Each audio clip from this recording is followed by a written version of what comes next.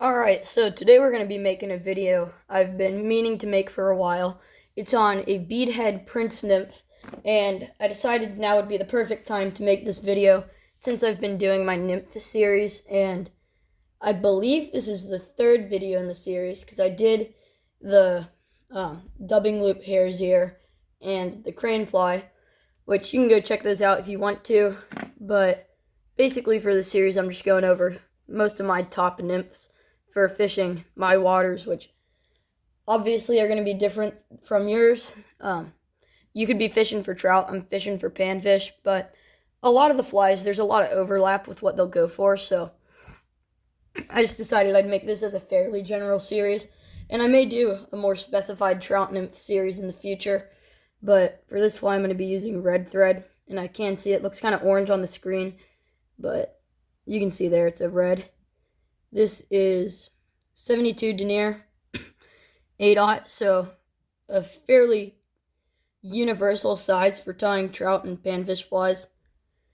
And the materials are a bead head, some biots, some peacock herl, some crystal flash for the ribbing, and some cape hackle. You can also see here, I scraped my finger today, but hopefully it doesn't affect my tying too much. But yeah, let's get to it. So for this fly, I'm doing it in size 10 on a 2.7 millimeter bead, since that's probably the most universal bead size. You can use it from 10 up to like 14, maybe even 16 if you wanted to. But yeah, let's get to tying. So I start by taking a fair number of thread wraps behind the bead so that the thin end cannot slip through, because I don't like it very much when the bead slips onto the hook shank while I'm tying.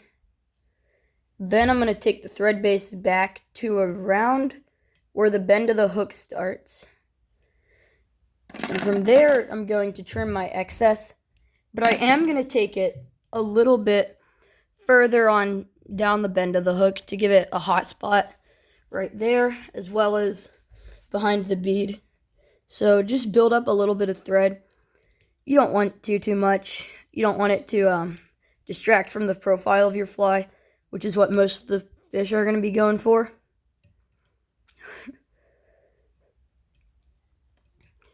Next, you're going to want to take your white goose biots, which this is what I have here, and they're fairly long.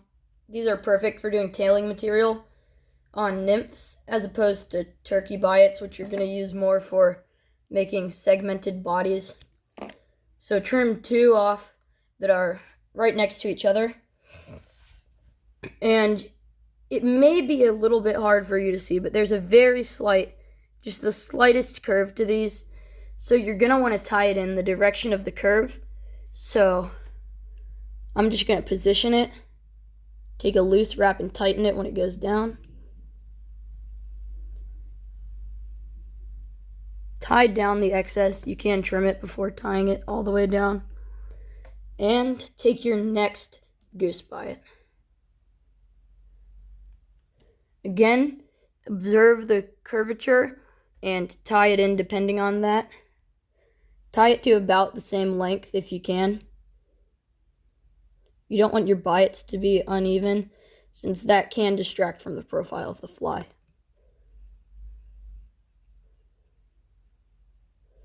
Bring the thread back to around where you did for the first biot, and your tail should look fairly evenly split like so.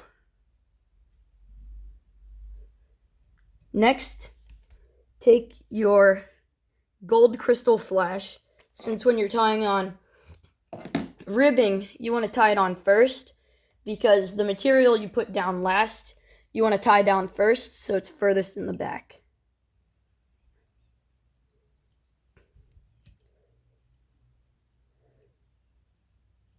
Now, I personally take 3 strands of peacock herl for these to give it a larger body.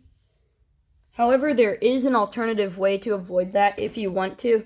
You can take a very small length of lead wire, and instead of wrapping it, just lay it along the hook shank and cover it in thread so that you don't have to use as much peacock herl, because not only does it add weight, it also makes the hook thicker for when you're laying down the peacock herl. You can see here, I take 3 strands and I just simply trim the butt ends off even and tie it down in the same manner I tied down my crystal flash and biots.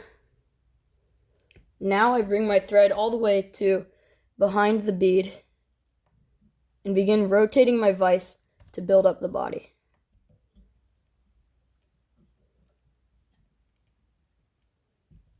See, my thread gets stuck there, which you can use your bobbin holder, which is back here. However, I find it not worth the hassle and just pull out a little bit of excess thread before I begin wrapping.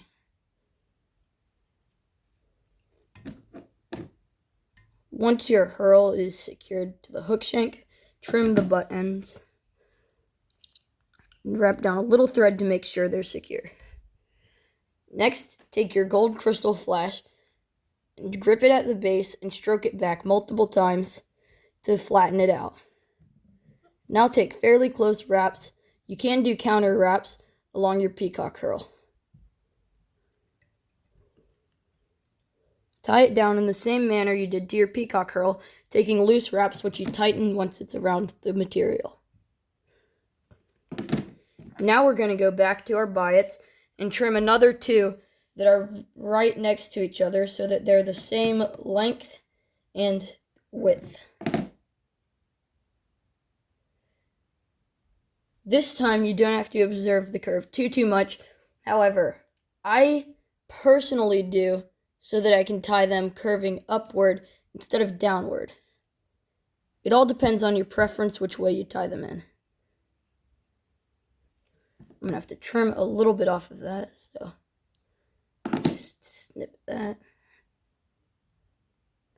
And place it back sort of on the side, but also on the top of the hook. You don't want it to be either way, really, just a mix of both. See, like right where I've got it is perfect. So that it's still got a direction, but it's not like just directly to the left or right. Next, rotate your vise so that you can observe the top of your fly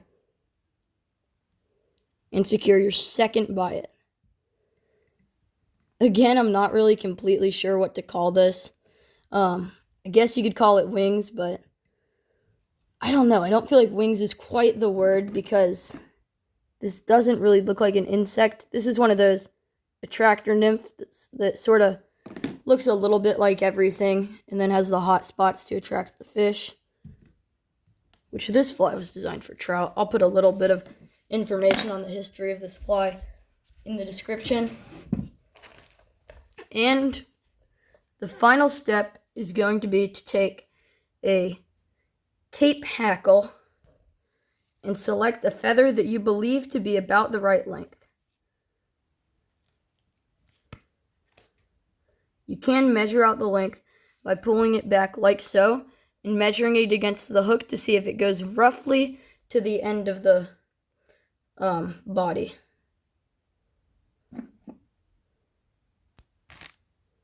Trim it down so that your first wrap will be completely stem.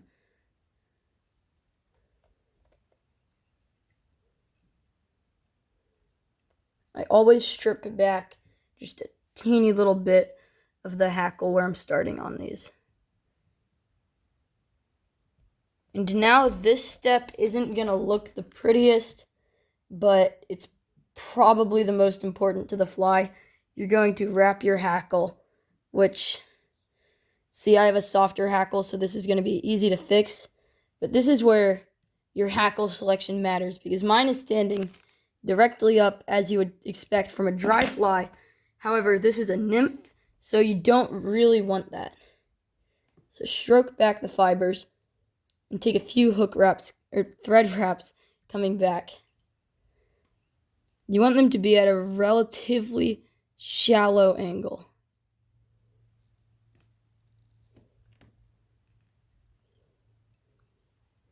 Now, take your whip finisher, pull out a length of thread, and do a whip finish. Get as many turns as you can comfortably get without altering the profile of the fly. Snip the thread,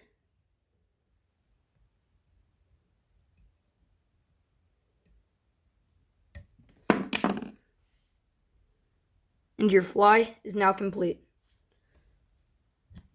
Here's a little close-up if you want it to. I'll just bring it a bit closer in. Alright, there's your prince nymph ready to be fished.